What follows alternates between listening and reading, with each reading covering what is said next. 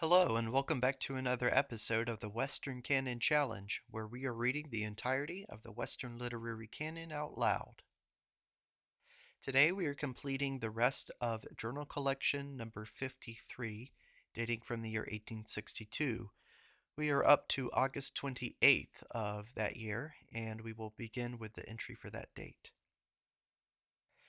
Yesterday in town talked with George Sennett, Esquire, who hoped the rumor true that Sigel had shot McDowell, for he liked that any man should shoot any other, as that showed character, whilst most men would do nothing, either good or bad, but only compromise and neutralize.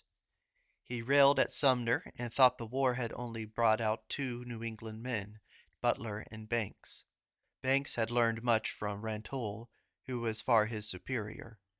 He invited me to attend a Democratic primary meeting at Young's Hotel, September 5th at 12 o'clock. Quote, "This world belongs to the energetic." End quote. The incisive style of all English writers from A.D. 1600 to 1700 seems no longer attainable. It resembles the force of the words of children. These old garden books, like Evelyn, have it. 'Tis a kind of baby talk which we no longer use. When I compare my experience with that of my own family and coevals, I think that, in spite of the checks, I have had a triumphant help. The aphorism of the lawyers, non curat de minimis praetor, like most of their wisdom, is to be reversed, for their truth is, in minimis existit natura. In nature nothing is insignificant because it is small. I believe in the perseverance of the saints. I believe in effectual calling. I believe in life everlasting. As people grow old, they find a personal meaning in the word, "To the froward thou shalt show thyself froward." As people rise in the social scale, they think more of each other's opinion than of their own. And 'tis hard to find any one who does not measure his business and daily performance from the supposed estimate. And yet his own is the only standard. Down in the pits of hunger and want life has a real dignity, from this doing the best instead of the seemly. The sailor on the topmast of a storm, the hunter amidst the snowdrifts, the woodman in the depth of the forest, cannot stop to think how he looks, or what London or Paris would say, and therefore his garb and behavior have a certain dignity, like the works of nature around him. He would as soon ask that the crows and muskrats think of him. And this habit of self-reliance forms the manners you admire in Kit Carson or Captain Holdridge. How shallow seemed to me yesterday in the woods the speech one often hears from tired citizens who have spent their brief enthusiasm for the country, that nature is tedious, and they have had enough of green leaves. Nature and the green leaves are a million fathoms deep, and it is these eyes that are superficial. Homer, Orpheus, and Kalidasa have not exhausted nature so that Shakespeare, Burns, and Wordsworth find no more to say. Pliny had come to the end of natural history, but there was room left for Linnaeus, Newton, Goethe, Cuvier, and Agassiz. To the heroic I will show myself heroic, says nature. Henry said, I wish so to live as to derive my satisfactions and inspirations from the commonest events, so that what my senses hourly perceive, my daily walk, the conversation of my neighbors, may inspire me, and I may dream of no heaven, but that which lies about me. Nature, like every language, yields each only his own. The scold and the felon draw all the baseness of English, the saint all the purity and rapture, the poet and artist music and grandeur. Quote, Our stock in life, our real estate is that amount of thought which we have had, which we have thought out. The ground we have thus created is forever pasturage for our thoughts. Thoreau. Quote, We condescend to climb the crags of earth. Thoreau, May 23, 1854. Beeches. Quote, They impress you as full of health and vigor, so that the bark can hardly contain their spirits, but lies in folds or wrinkles about their ankles like a sock, with the embonpoint wrinkle of fat infancy. Thoreau. I grieve to see that the government is governed by the hurrahs of soldiers or the citizens. It does not lead opinion, but follows it. August 30th. Several urgent motives point to the emancipation. 1. The eternal right of it. 2. The military necessity of creating an army in the rear of the enemy and throughout this country and in every plantation, compelling him to disband his army and rush home to protect his family and estate. 3. The danger of the adoption by the South of the policy of emancipation. France and England may peaceably recognize the Southern Confederacy on the condition of emancipation. Instantly we are thrown into falsest position. All Europe will back France and England in the act because the cause of the South will then be the cause of freedom. The cause of the North will be that of slavery. See the effect of recognition. It breaks at once the blockade. The South at once will acquire a navy, buying ships of France and England, and buying sailors and officers too, if needed of them, and will face us on the sea, and at last protect themselves. Then our war is fruitless. Our enormous debt remains real. The border states sympathize with the South, and not wishing to pay this debt, join the South. Neither will California, Wisconsin, Minnesota care to pay the debt, but will secede. Utah combines with California, being always hostile to the states. The Mississippi Valley, north and south, combines to save the river, and an eastern tier of states is left to bear the load, and the load is too great, and the debt is repudiated. Emancipation makes all this impossible. European governments dare not interfere for slavery as soon as the Union is pronounced for liberty. France says, I know very well the avoirdupois of the North, but it will not succeed because it will not take this step of emancipation to make its weight tell. Editor's note, written later. 1863, 1st of January, 1864, February 15th. Now it has been fully taken. With the South, the war is primary. With the North, it is secondary. Secondary, of course, to their trade, then also to their pleasure. The theaters and concerts are filled as usual. I don't know that the government can carry on a war, and it has ever been in the minds of our people, who know how public action drags, and how efficient is private enterprise, to turn it over to private hands, and let Adams's Express undertake by contract the capture of Richmond, of Charleston, of the pirate Alabama, and any other designated parts of the war. But if England and France should really move to dismember the Union, there might then be energy instantly roused to concentrate our force on the storming of Richmond, Charleston, Savannah, and Mobile, so as to make the government master of all the ports. Then we should say to Europe, the ports are all open, we are happy to see your trade here, and if hostility were to follow with Europe, it would probably soon be made the hoop to hold us staunch. I wrote to Charles G. Loring, Esquire, who sent me his correspondence with Edwin Field, Esquire, as follows. The aspects of our problem are too complex than that a foreigner can be expected to do justice to them all. Mr. Field declines to look longer. An Englishman is too preoccupied. One thing is plain to me, that our constitutionality can only appear to ourselves. Foreigners cannot give the requisite attention to see them.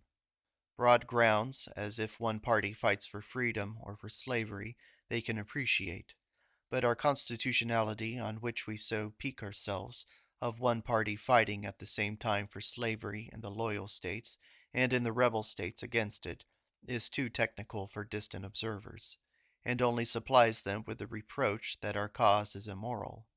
And if the war will alter our status on this point, and alter it soon, it will be worth all our calamities. Army Mutiny.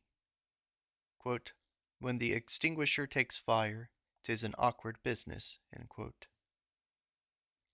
Bonaparte said to Bubna, the Austrian diplomat, in 1809, speaking of the campaign of 1809, quote, "My great advantage is in being constantly on the offensive with you, not only at large and en grand, but also in detail and in every particular moment.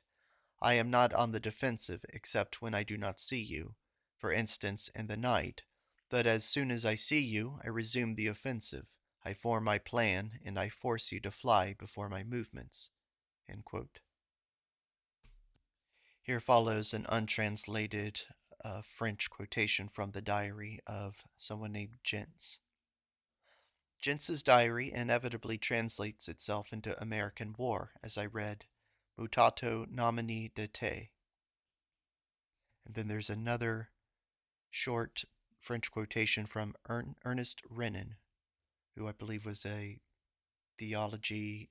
He wrote something about the life of Christ that was very popular. It was in a sort of non-theological sense. It was more of a treating Jesus Christ as a merely historical figure, and it was very popular in the literati at this time, and even into the later parts of the 1800s. If we were truly to take account of stock before the last Court of Appeals, that were an inventory. What are my resources? I hear with some surprise the uneasiness felt by army men at the temporary neglect of the interests of the army by the government and of the popular preference of the volunteer force.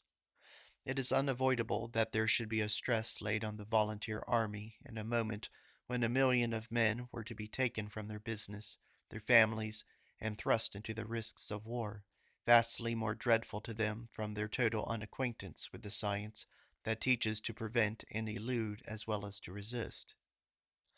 But of course the numbers of the army and officers were totally incompetent to fulfill this duty, and it needed every inducement of honor, of reward, of public encouragement, and thence conciliation of good will of the people to enroll and equip this army. Resources.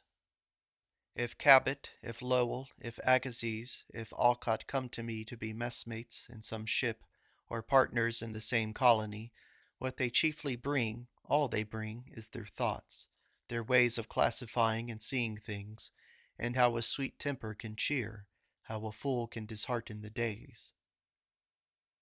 How remarkable the principle of iteration in rhetoric!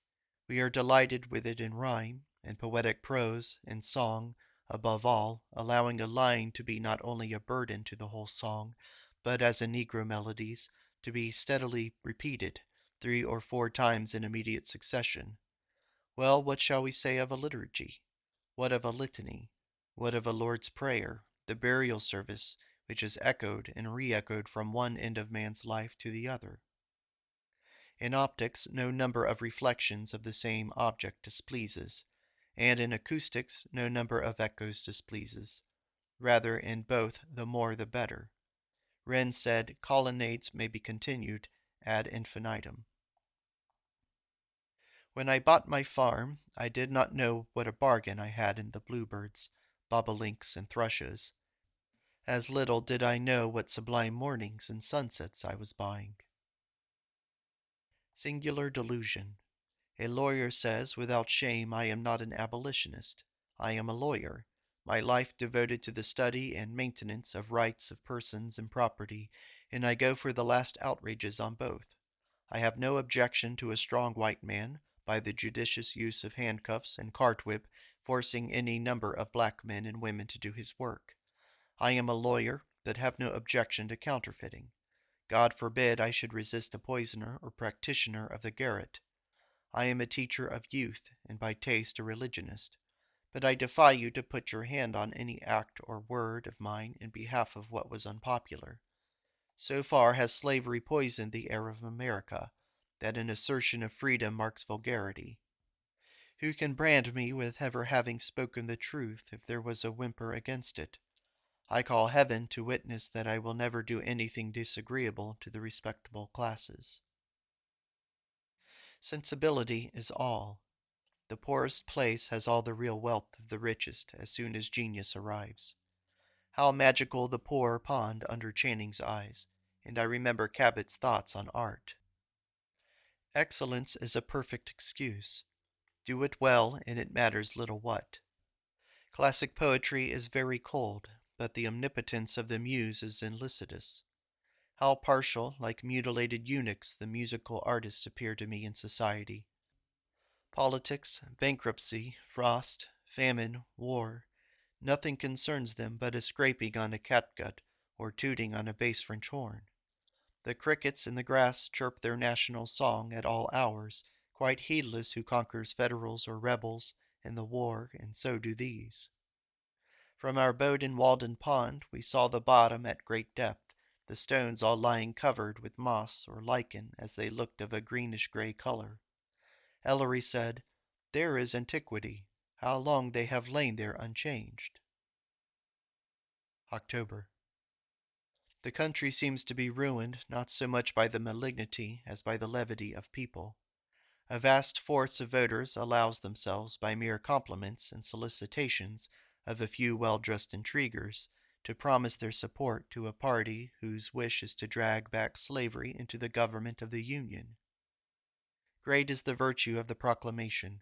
It works when men are sleeping, when the army goes into winter quarters, when generals are treacherous or imbecile. October. En France, tout arrive. Mrs. Cedric said that it was well enough to go to New York or to London, but she did not think it needful. She had found that by sitting still on Lenox year after year, all the people she had heard of and wished to see came by sooner or later. I do not know but one might apply this to books. Reading depends on the reader. A highly susceptible reader finds hints and oracles in a newspaper. All the sentences that make the best fruit of Milton's, Shakespeare's, Plato's genius come to the attentive listener, though he have never ransacked libraries for them. Quote, Voltaire was an apostle of Christian ideas, Gesinnungen, only were those names hostile to him, and he never knew it otherwise. Varnhagen von Enns, Diary, Volume 1, page 80. In this connection, later, von Enns repeats the text, quote, One son said no and went. The other said yes and went not. The next portion of one paragraph is dedicated to the aforementioned Ernest Renan, but the two paragraphs are in French, and really the only English is just leading up into the French quotation, but it doesn't help put it in context or describe what Emerson's point is in any of these paragraphs. So I will skip over them to an editor's note underneath. The proclamation of emancipation to all slaves in states still in rebellion on January 1st was promulgated on September 22nd. On that day, a meeting of citizens who had long waited for and now rejoiced in this act of the President was held in Boston. Mr. Emerson spoke. His speech was published in the Atlantic Monthly, November 1862. End note. The proclamation has defined every man's position. In reading every speech, or any sentence of any speech, but a few words show at once the animus of the men, show them friends of slavery, show us that the battleground is fast changing from Richmond to Boston. They unmask themselves, and though we tried to think them freemen, they are not. Look where they rage at Sumner. They find not Lincoln, for they do not think him really anti-slavery, but the abolitionist they can find is Sumner, and him they hate. If Sumner were pro-slavery, there would be no chemical analysis and magnifying glass needed to exhibit his foibles. It seems to promise an extension of the war, for there can be no durable peace, no sound constitution, until we have fought this battle, and the rights of man are vindicated. It were to patch a peace to cry peace, whilst this vital difference exists. November 1st. Yesterday, October 31st, I found the foliage more richly colored, I think in the woods than on any other day this season. Earlier, at the time when we usually find the richest color, some warm, misty weather seemed to rob it prematurely, and when the sun came out again, the landscape was rusty. Yesterday and today the mildest, most poetic of days, and, as usual, This equilibrium of the elements seems to be the normal state, and the northeast wind the exception. Health. The flame of life sometimes flickers high above the wick, as if it could easily detach itself and leave your old body in the lurch. I call it health only when the flame jets equally and robustly from every part and particle. Powers of a fine temper, how signal! Prosperity begins with that presence. The bankers believe that the moment peace shall allow a return of trade, we shall have better times than were ever known. The rotten firms broken up, the markets all cleaned out, the old stocks got rid of, all is hungry for supply. Well, I think also it will be a better time in church and state. This detestable slavery being killed out, the lips of the churchmen will no longer be padlocked on that and other public sins. It will be easy to stretch moral rules to the universal extent. We shall be able to say moral in the widest sense, and supply the names of saints by the diviner conscience, Antoninus and Zeno, and Pascal and Akempis. In art they have got thus far. The rage for saints and crucifixions and pietas is past, and landscape and portrait and history and genres have come in. It is significant enough of the like advance in religion. In this country it is looked upon as unmanly not to vote. I suppose if we could go into houses and family circles, we should find that each of the independent electors, and each of the high candidates too, is not original in his vote or his platform, but is under personal influences. He is very free and unembarrassed in his discourse with you, a man of the people, making up his mind on general grounds of public good. But at last he disappoints you, and still talking plausibly, votes and acts with the enemy. It is that he has a tyrant in his acquaintance, who takes care to visit him at proper moments, has acquired an influence by manners, and, belonging to a more accomplished circle, flatters his ambition, and poisons his ear against his natural allies and plain duties, and controls his vote. This is an affair of degrees. That mischievous person who poisons his ear is himself reached and used by another or by others. Everything is in series, but the whole interweaving of the social canvas betrays an absence of original perception and will in any quarter, as if God had let himself out of the world. Wendell Phillips gives no intimation of his perfect eloquence in casual intercourse.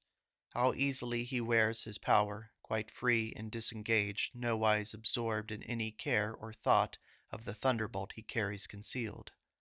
I think he has more culture than his own, is debtor to generations of gentlemen behind him. Conway says that when Phillips speaks, Garrison observes delighted the effect on the audience, and seems to see and hear everything except Phillips, is the only one in the audience who does not hear and understand Phillips. But I think Phillips is entirely resolved into his talent. There is not an immense residuum left as in Webster.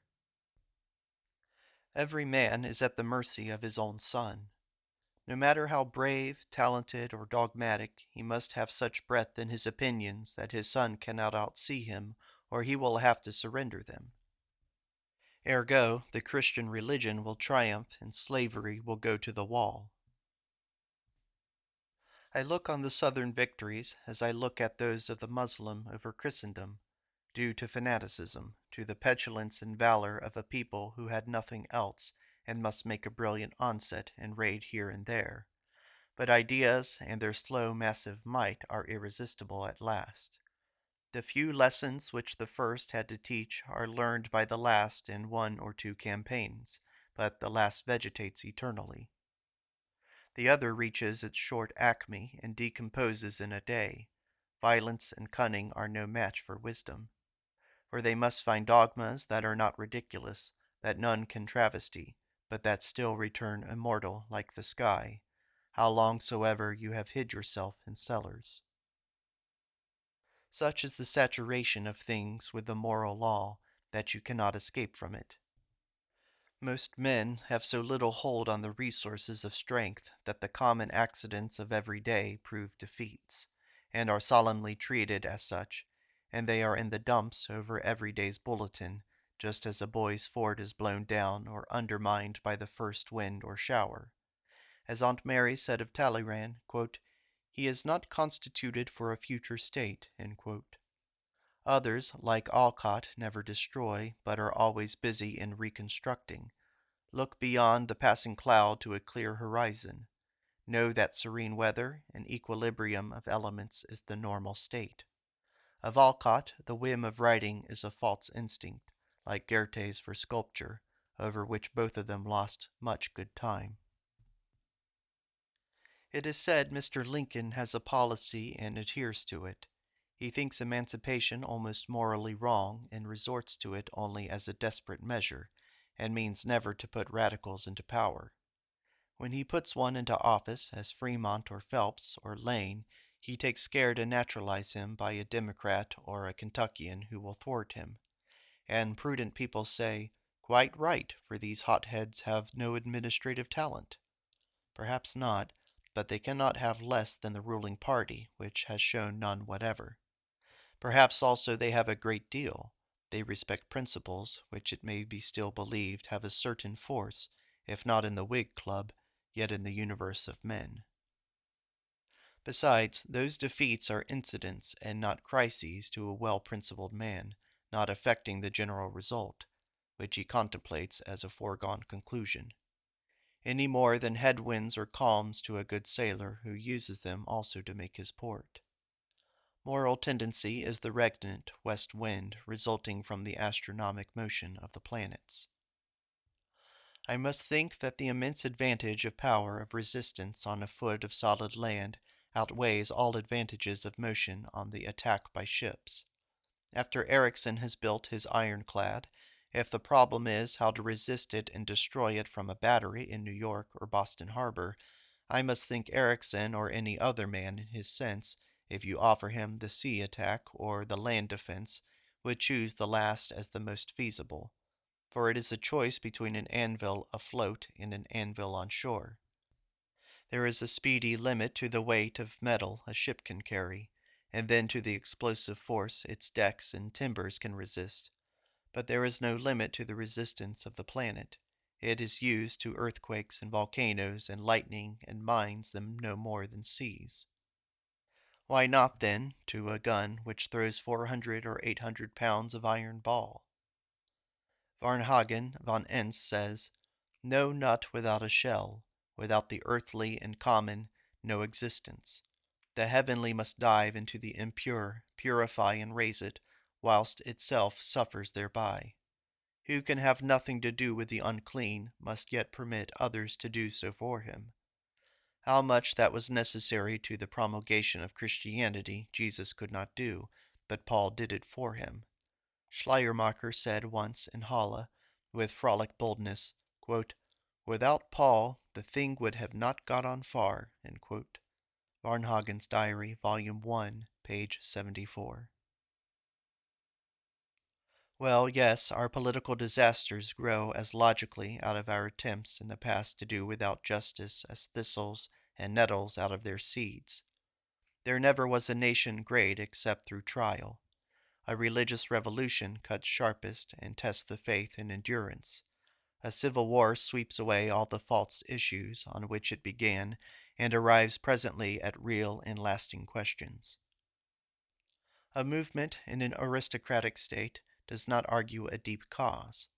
A dozen good fellows may have had a supper and warmed each other's blood to some act of spite or arrogance, which they talk up and carry out the next month.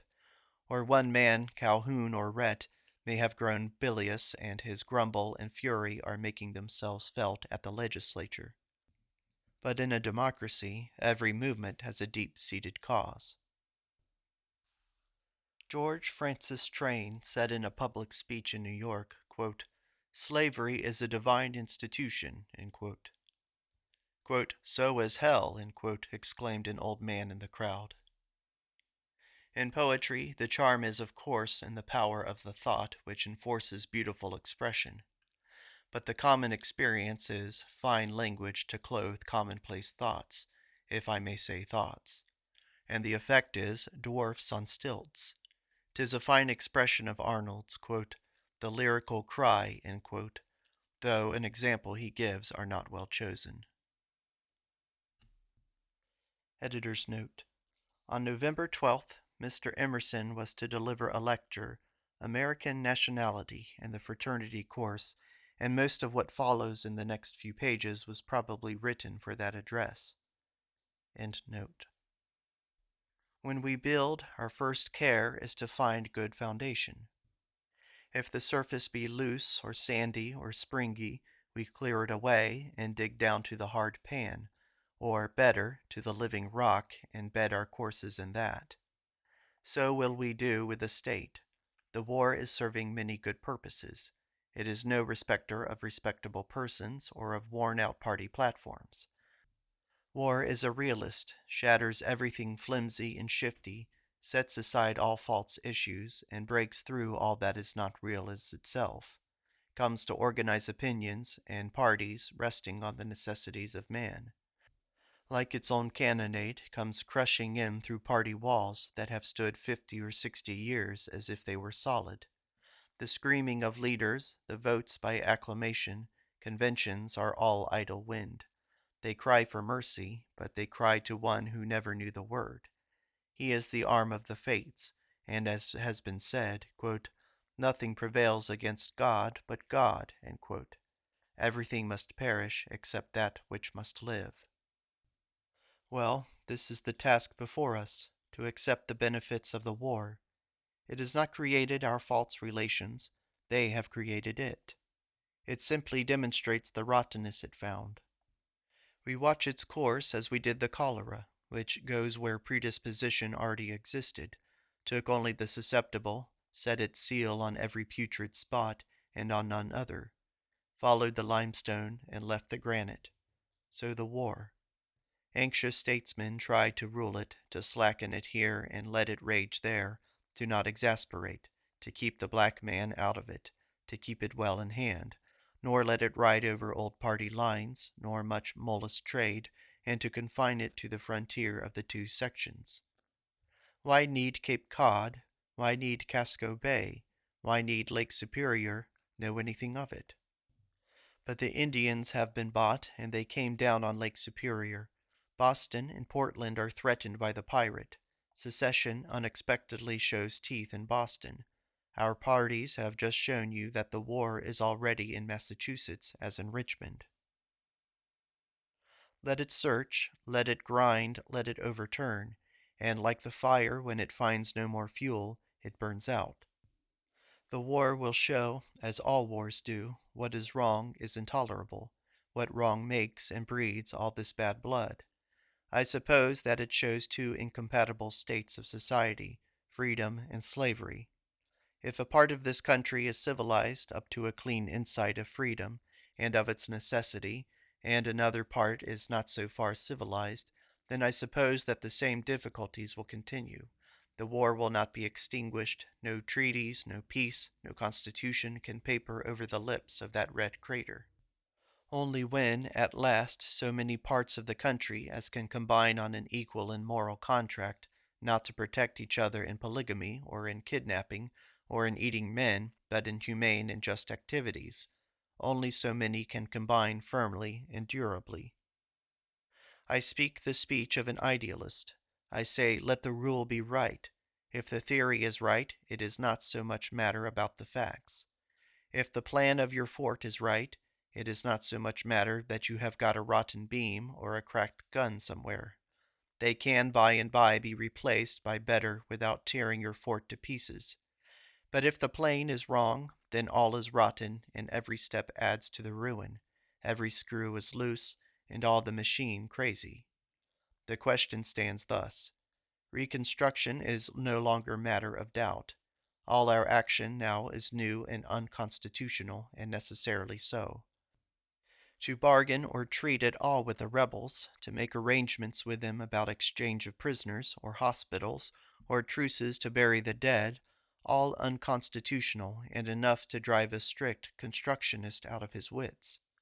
Much more in our future action, touching peace, any and every arrangement, short of forcible subjugation of the rebel country, will be flat disloyalty on our part. Then how to reconstruct? I say this time go to work right. Go down to the pan. See that your works turn on a jewel. Do not make an impossible mixture.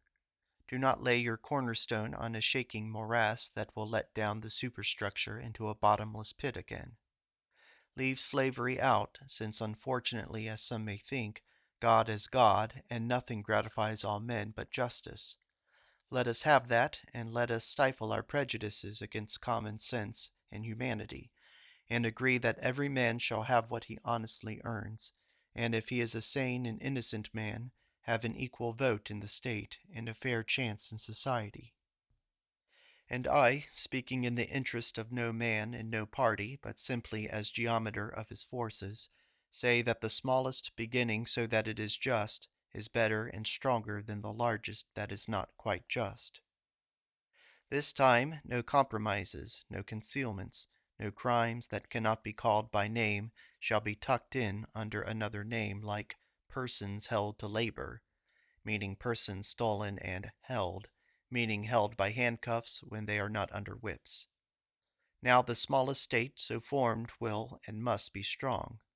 The interest and the affection of every man will make it strong by his entire strength, and it will mightily persuade every other man in every neighboring territory to make it larger, and it will not reach its limits until it comes to people who think that they are a little cunninger than the Maker of this world and of the consciences of men. Carlyle, at least, is not deceived by the hypocrisies of his age. He knows what London religion and patriotism are worth, and the bellowing of their professions he does not mind. But he seems to have made a covenant with his eyes not to see the foibles of his Cromwells and Fredericks. Of Plutarch, the surprising merit is the facility with which he deals with subjects which other men strain themselves to reach to. November 29th. Great harvest this year of apples and pears. I suppose I have sold 100 barrels of apples when I add the August and September sales to the winter apples. Burdille's pears have been an excellent fruit for the last month, and were still perfect at Thanksgiving. Passé Colmars perfect also on that day. We had a profusion of secals and of Louis bonds. We had 2 or 3 barrels of them, and not less than 4 barrels of the Glaut Morceau, which proved excellent from December 22nd to January 6th, and now to February 6th. What a convivial talent is that of Wendell Holmes! He is still at his club when he travels in search of his wounded son, has the same delight in his perceptions, in his wit, in its effect, which he watches as a belle the effect of her beauty, would still hold each companion fast by his sprightly, sparkling, widely elusive talk, as at the club table. Tastes his own talent, calculates every stroke, and yet the fountain is unfailing, the wit excellent, the savoir-vivre and the savoir-parler admirable. Isaac Hecker, the Catholic priest, came to see me and desired to read lectures on the Catholic Church in Concord. I told him that nobody would come to hear him, such was the aversion of people at present to theological questions, and not only so, but the drifting of the human mind was now quite in another direction than to any churches. Nor could I possibly affect the smallest interest in anything that regarded his church. We are used to this whim of a man's choosing to put on and wear a painted petticoat, as we are to whims of artists who wear a medieval cap or beard and attach importance to it. But of course they must say nothing about it to us, and we will never notice it to them, but will carry on general conversation with utter reticence as to each other's whimsies. But if once they speak of it, they are not the men we took them for, and we do not talk with them twice. But I doubt if any impression can be made on Father Isaac.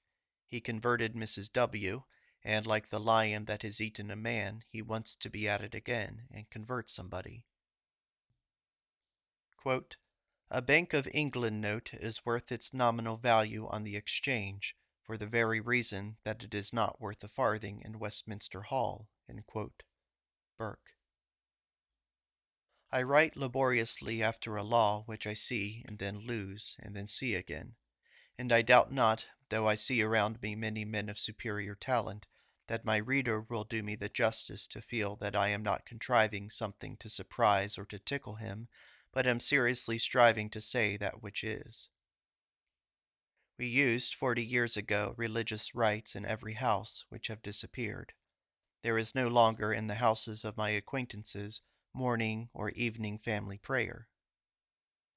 Poverty, sickness, a lawsuit, even a dark weather, and politics such as now, spoil a great many days in the scholar's year, hinder him of the frolic freedom friendly to spontaneous flow of thought, and that makes the use of clubs. In the large, discursive, happy talk, truths detach themselves as thoughts, spars flake off from the eternal wall, and not only the company enjoy them, but the scholar most of all.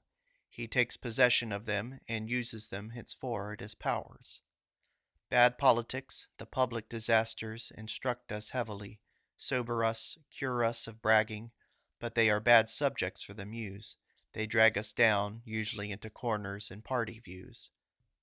If I read a book on whatever subject, no matter how remote or how deeply buried the events and actors be, if the author write deeply and with a stroke of genius, he is instantly modern, though it be Egypt and affairs of mummies, and I see that one fact is as good as another fact, a petty example as a near and great example to show the omnipresent law of life and rational beings. December. This in answer to the query, is any person master of the American question at this moment? No, none can accost such a question to advantage unless he is born for it. That a man is wise or deep does not make his opinion important, for men are locally or topically wise and deep. Burke had a genius for his politics, and was a prophet in Parliament, but none, quote, on the sublime and beautiful, end quote. Alcott would be just the reverse. Quote, Spring, when the minute crimson-starred female flowers of the hazel are peeping forth on the hillsides, end quote. Thoreau.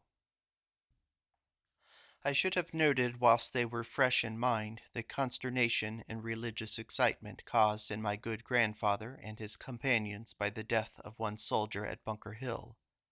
Let us believe it was the first, or it would discredit the history of the carnage.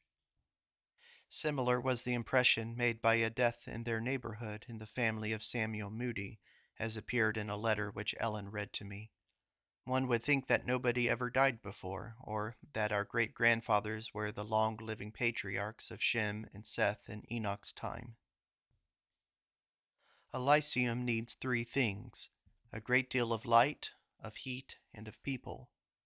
At Pittsburgh we wanted all 3, and usually we lack one or the other.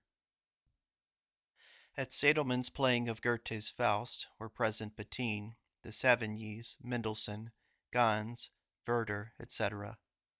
I must laugh, says V., that they asked my judgment. A judgment is a landing, and I was sailing on the high sea.